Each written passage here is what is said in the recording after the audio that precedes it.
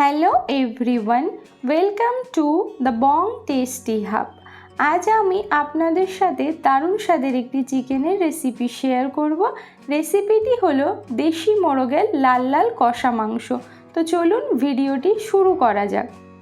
এখানে আমি 700 গ্রাম দেশি মোরগের মাংস নিয়েছি, খুব ভালো করে পরিষ্কার করে ধুয়ে নিয়েছি।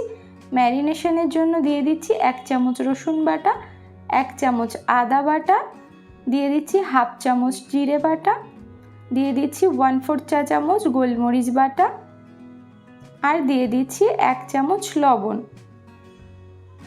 দিয়ে দিচ্ছি ধনিয়া গুঁড়ো 1 চামচ, দিয়ে দিচ্ছি হলুদ গুঁড়ো হাফ চামচ, আর ঝালের জন্য দিয়ে দিচ্ছি লঙ্কা গুঁড়ো 1.5 চামচ, দিয়ে দিচ্ছি সরিষার তেল 3 চামচ। এবার আমি খুব ভালো করে হাতের সাহায্যে মাংসটাকে মেখে নেব। তো ঝালটা আপনারা আপনাদের স্বাদ বুঝে ব্যবহার করবেন, আর গোলমরিচ বাটাটা অবশ্যই দেবেন, তাহলে টেস্ট খুব ভালো আসবে। এবার 40 মিনিট ম্যারিনেশনের জন্য রেখে দেব। এরপর কড়াই খুব ভালো করে গরম করে দিয়ে দিচ্ছি 4 চামচ সরিষার তেল। এবার এর মধ্যে আমি দিয়ে দিচ্ছি কেটে ধুয়ে রাখা আলুগুলোকে আমি এখানে লাল লাল করে ভেজে নেব।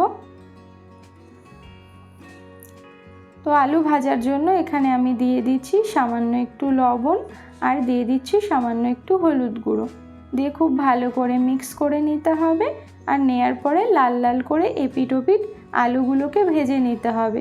আর মাংস রান্নাতে সবসময় আলু ভেজে ব্যবহার করার চেষ্টা করবেন, সেক্ষেত্রে আলুর টেস্ট খুব ভালো হবে। তো আলুগুলো আমি লাল লাল করে ভেজে নিয়েছি উল্টে পাল্টে। তো আলু ভাজা কমপ্লিট। এবার এগুলোকে আমি তুলে নিচ্ছি। এবার ওই একই তেলে ফোড়নে দিয়ে দিচ্ছি বড় এলাচ একটা, 4টে লবঙ্গ, 3টে এলাচ, 2 টুকরো দারচিনি, আর 1/4 চা চামচ গোটা জিরে, আর দিয়ে দিচ্ছি 2টো তেজপাতা ছোট সাইজের টুকরো করে নিয়েছি। ফোড়নটাকে কয়েক সেকেন্ড একটু ভাজা ভাজা করে নিতে হবে। সুন্দর স্মেল বেরোলে এর মধ্যে অ্যাড করে দিচ্ছি 2টো পেঁয়াজ কুচি। এবার পেঁয়াজটাকেও আমি ব্রাউন কালার করে ভেজে নেব, আর পেঁয়াজটাকে আমি হাই ফ্লেমে ভাজবো, তাহলে তাড়াতাড়ি পেঁয়াজটা ভাজা হয়ে যাবে। তো হাই ফ্লেমে পেঁয়াজটাকে আমি এখানে ব্রাউন কালার করে ভেজে নিয়েছি। তো দেখতেই পাচ্ছেন পেঁয়াজ ভাজা আমার কমপ্লিট। এবার আমি এর মধ্যে অ্যাড করে দিচ্ছি একটা টমেটো কুচি।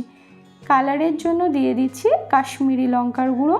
কাশ্মীরি লঙ্কার গুঁড়ো অবশ্যই আপনারা তেলের মধ্যে ব্যবহার করার চেষ্টা করবেন, সেক্ষেত্রে কালারটা কিন্তু খুবই ভালো হবে।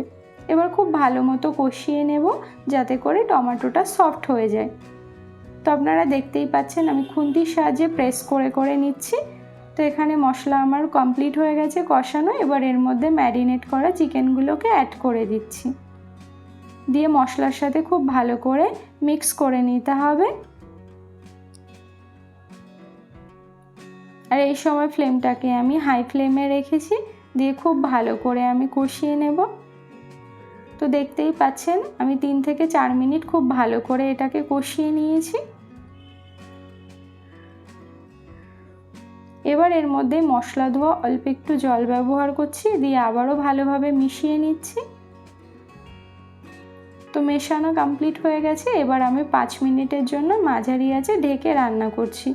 5 মিনিট হয়ে গেছে, ঢাকনা খুলে আবারও আমি ভালো করে কষিয়ে নেব মাংসকে। তো আপনারা মাংসটা এভাবে রান্না করবেন, আশা করি আপনাদের ভীষণই ভালো হবে। এর টেস্ট কিন্তু অসাধারণ হয়। তো আপনারা একবার হলেও বাড়িতে ট্রাই করবেন। তো দেখুন মাংসটাকে আমি খুব ভালো মতো কষিয়ে নিয়েছি। এবার এর মধ্যে ভেজে রাখা আলুটাকে অ্যাড করে দিয়ে আবারও আমি কিছুক্ষণ মাংসটাকে কষিয়ে নেব। প্রায় 2 থেকে 3 মিনিট লো ফ্লেমে কষাবো। দেখুন কত সুন্দর কালার হয়েছে, আর দেখতে কতটা সুন্দর লাগছে। আর এইভাবে আলু দিয়ে কষালে কিন্তু আলুর মধ্যে মশলাটা ঢুকবে, তো আলুর স্বাদ খুব ভালো হবে। এবার আমি পরিমাণ মতো জল ব্যবহার করছি, দিয়ে খুব ভালোভাবে মিশিয়ে নিতে হবে।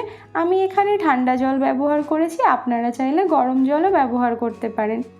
দিয়ে খুব ভালো করে ফুটিয়ে নিচ্ছি। তো দেখতেই পাচ্ছেন 5-7 মিনিট আমি হাই ফ্লেমে একদম ফুটিয়ে নিয়েছি। এবার আমি এর মধ্যে অ্যাড করে দিচ্ছি হাফ চামচ মিট মশলার গুঁড়ো, আর দিয়ে দিচ্ছি হাফ চামচ গরম মশলার গুঁড়ো, দিয়ে ভালোভাবে মিক্স করে নিতে হবে।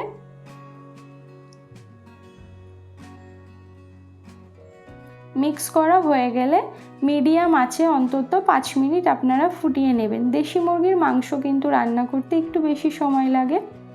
তো দেখতেই পাচ্ছেন কতটা সুন্দর হয়েছে। তো আমি একদম কষা কষা করব, তো হালকা হালকা গ্রেভি রেখেছি এখানে। তো রান্নাটা এখানে আমার অলমোস্ট কমপ্লিট হয়ে গেছে। এবার আমি ফ্লেমটাকে অফ করে দিয়েছি। এবার এটাকে আমি একটা প্লেটে সার্ভ করে নিয়েছি।